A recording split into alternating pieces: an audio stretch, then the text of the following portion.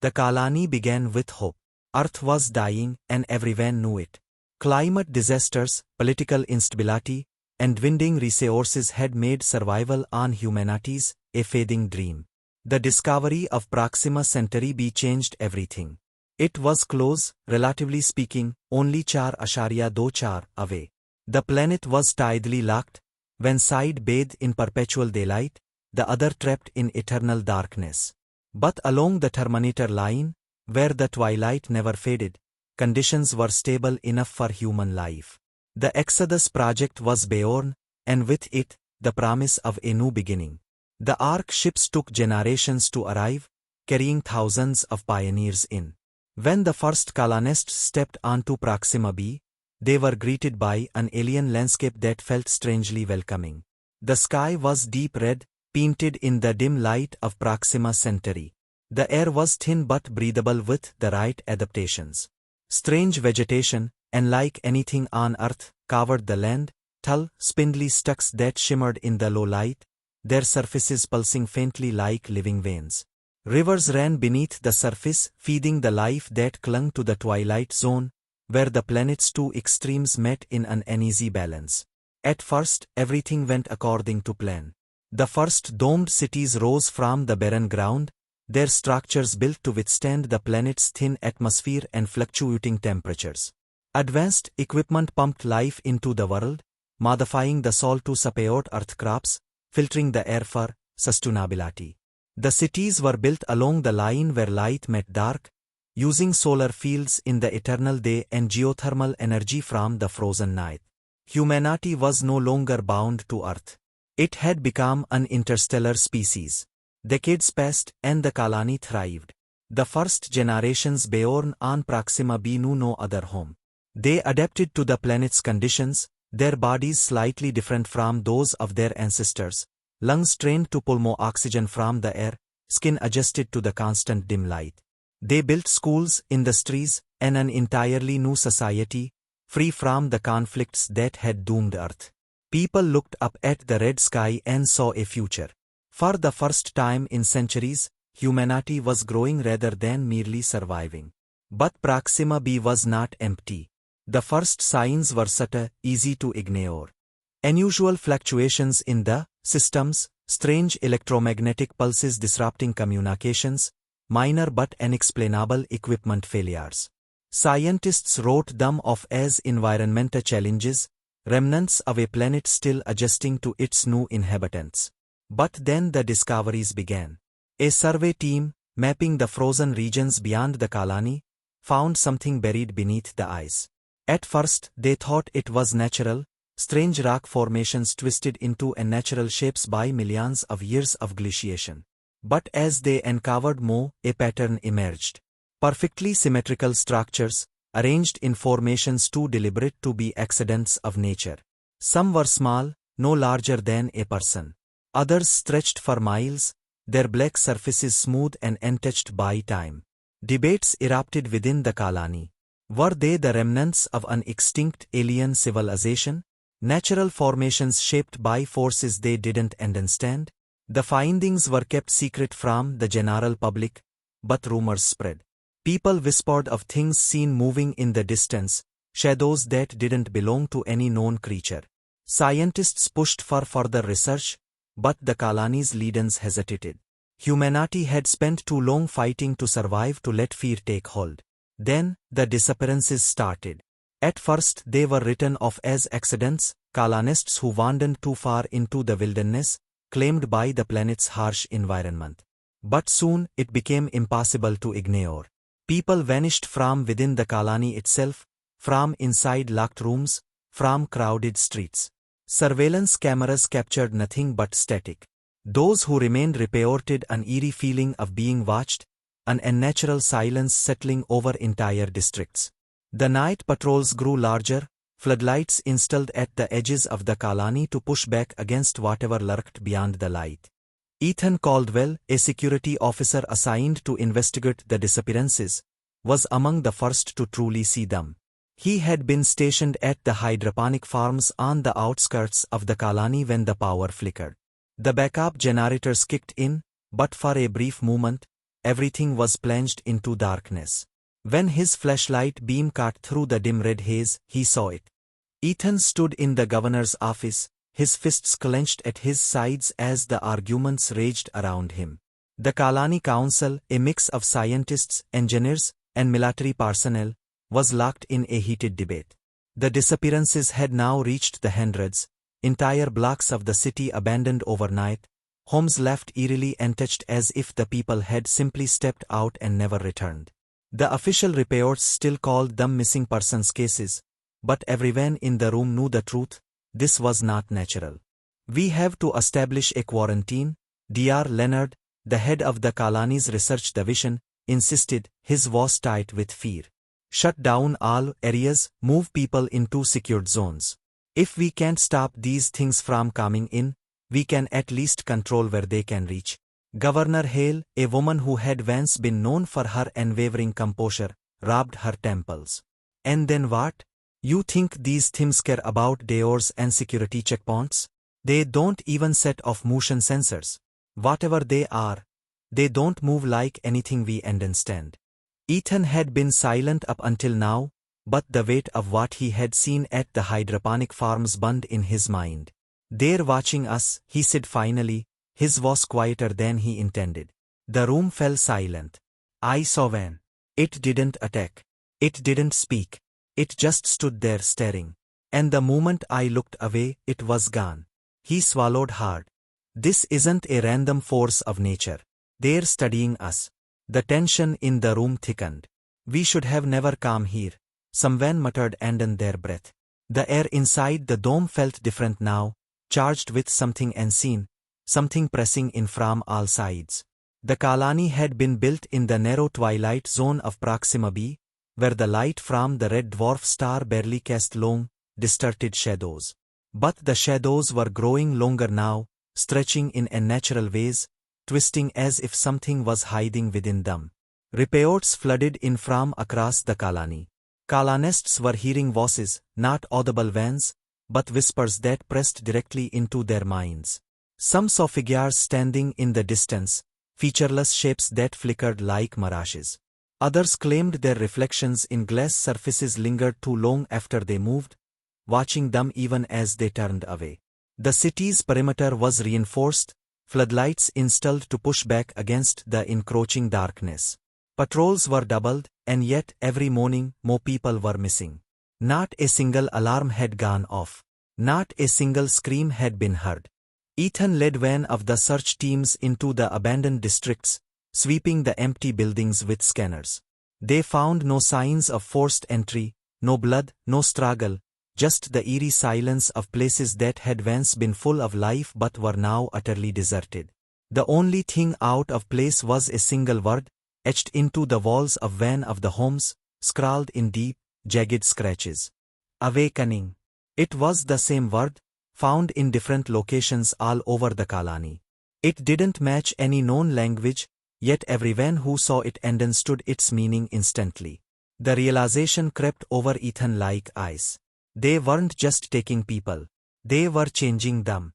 That night, the first transformed returned. Ethan had been stationed at the eastern sector when the alarms blared through the Kalani for the first time. A perimeter drone had detected movement beyond the floodlights, a large group approaching from the frozen wastelands of the dark side. As the searchlights cut through the air, Ethan's breath caught in his throat. It was them. Hundreds of colonists, the ones who had vanished, now standing in perfect and natural stillness at the Kalani's edge. Their bodies were still human, their faces recognizable, but their eyes were wrong. Empty, dark voids that reflected nothing. Their movements were slow, mechanical, as though they were marionettes held up by unseen strings. Their mouths hung slightly open, but they did not speak. They only stared. One of the security officers panicked, raising his weapon. Before anyone could stop him, he fired. The shot rang out across the wasteland, striking one of the figures in the chest. It didn't react.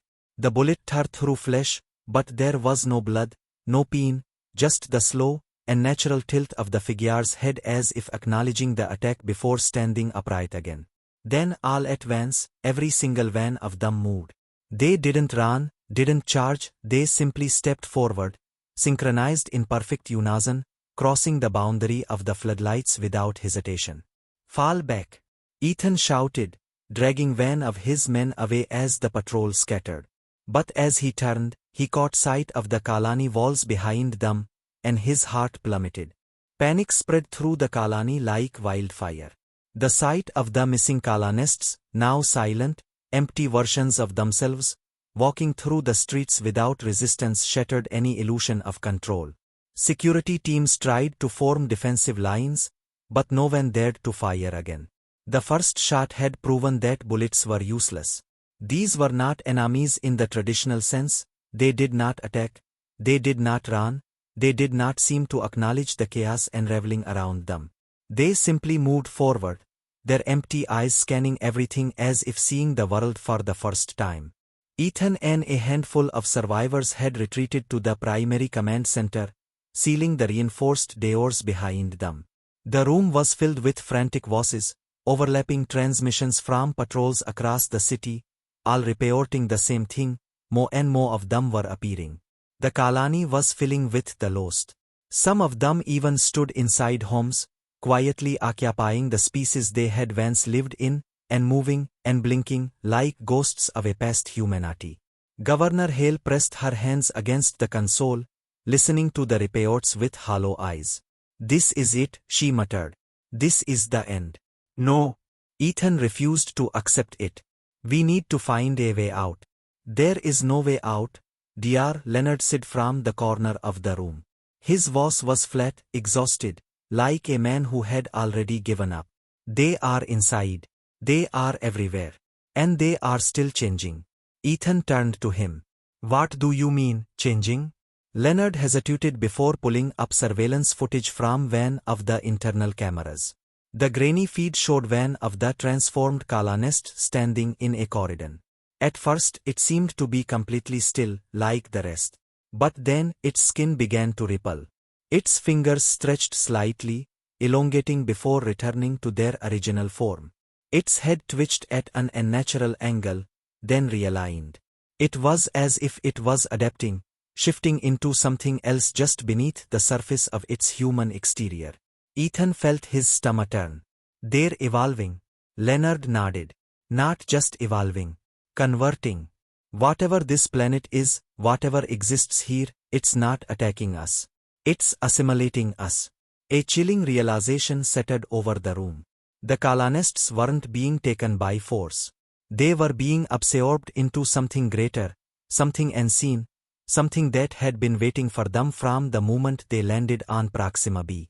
A sudden noise interrupted the discussion. A soft, rhythmic tapping. It was coming from the sealed doors. Everyone turned at once, their breath held in suffocating silence. The tapping continued, gentle, deliberate. Ethan swallowed hard and activated the external camera feed. The screen flickered, then revealed what was on the other side. It was one of them. A man, Ethan recognized him as one of the engineers, Jeremy Patel, stood just outside the door. His expression was neutral, emotionless, his dark eyes reflecting only static from the screen. His mouth opened slightly, and though there was no audio, it was clear he was speaking. But not in words. His lips formed strange, disconnected shapes, a mimicry of language that no longer belonged to humans. Then, without warning, he stopped. His head snapped toward the camera, locking eyes with Ethan through the feed. A low hum filled the room, not from the speakers, but from everywhere, as if the air itself had begun to vibrate. The lights flickered. A whisper pressed into Ethan's skull, though no one had spoken. It was not words, not exactly. It was an understanding, a thought that did not belong to him. "John." He staggered back, pressing a hand to his temple. The others felt it too. Some clutched their heads, others turned pale, their eyes flickering with something unreadable. The hum deepened, resonating inside their bones. "Turn it off," Hale gasped, and Ethan hit the emergency lockdown, cutting the feed. The noise stopped instantly. The silence that followed was worse. A long moment passed before Leonard finally spoke. "It's inside us already," he whispered. Ethan shook his head, refusing to accept that. No, no, we can still fight this. We can still. A sharp breath from behind him made him turn. One of the security officers, a woman named Reyes, had gone rigid. Her pupils had dilated, her breath slow and even. Her fingers twitched. Then she started whispering. The words were garbled at first, foreign, layered over each other like a broken transmission. But as she continued, the words became clearer. She was speaking in perfect unison with the whispers in Ethan's mind. Then another person joined. And another. Van by van, they were changing. Ethan grabbed Hale's arm, dragging her away as the others stood and naturally still. We need to go. Now. The doors hissed open behind them. The transformed colonists were waiting. Jeremy Patel, his face still eerily human, tilted his head. His mouth parted slightly, his voice overlapping with the chorus of whispers. John. Ethan pulled Hale through a side door just as the others stepped forward. They ran. Ran through empty halls, past the flickering lights, past the bodies of those who had already succumbed. The city outside was lost. They were outnumbered, outmaneuvered. This was no longer their home. Ethan and Hale sprinted through the collapsing colony, their breath coming in sharp, desperate gasps. The buildings around them were filled with the silent and moving figures of the transformed, standing like statues in the dim red glow of Proxima B's eternal twilight. They didn't react, didn't chase. They only watched. That was what made it worse. It wasn't an invasion. It wasn't a slaughter. It was a quiet, inevitable erasure of humanity. The colony was no longer a human settlement. It was something else now. Something waiting to be completed. Hale clutched the transmitter in her trembling hands, the only functioning communication device they had left. If they could reach the emergency beacon at the spaceport, they could send a final distress signal back to Earth. But what was left of Array?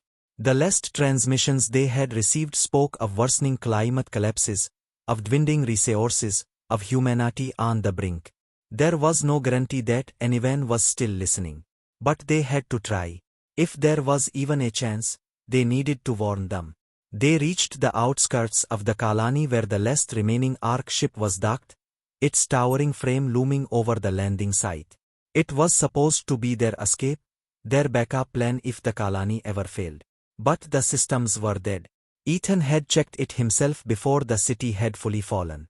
The ship had been sabotaged from the inside. They had never stood a chance.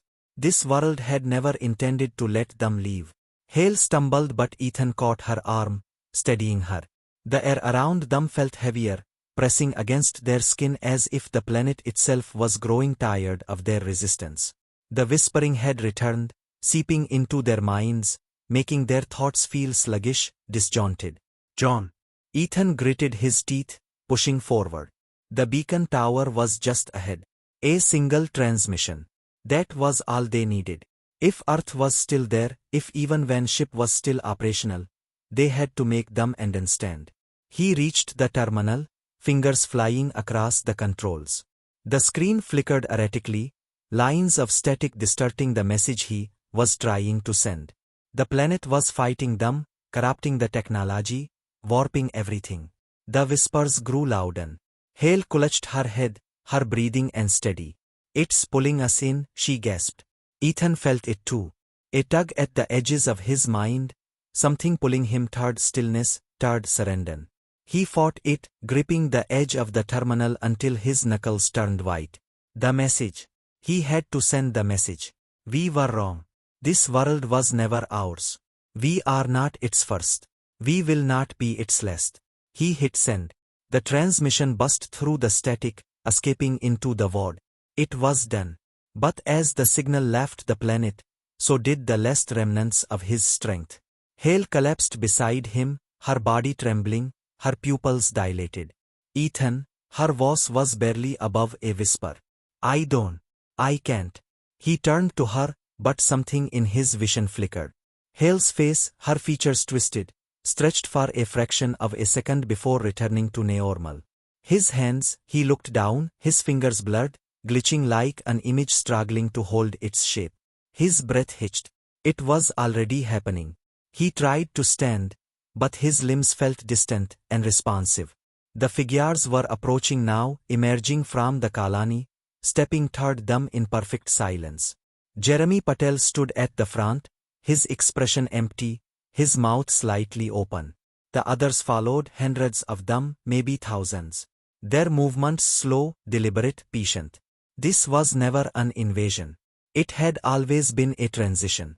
Hale's breathing slowed. Her body relaxed. She was staring into nothing, her fingers twitching as if adjusting to something unseen. Ethan fought against the pull, clenching his fists, forcing himself to move. His muscles resisted. His thoughts blurred. The figures stepped closer, surrounding them now. The whispering wasn't external anymore. It was inside him. John. Hale exhaled one last time and went completely still. A moment later she stood again. Not Hale. Something else. Something wearing her face, her body, but no longer her. She turned to him, the last echoes of humanity fading from her expression. John. Ethan tried to scream, but no sound came. His body no longer belonged to him. His thoughts unraveled, dissolving into the vast, endless hum of something far greater.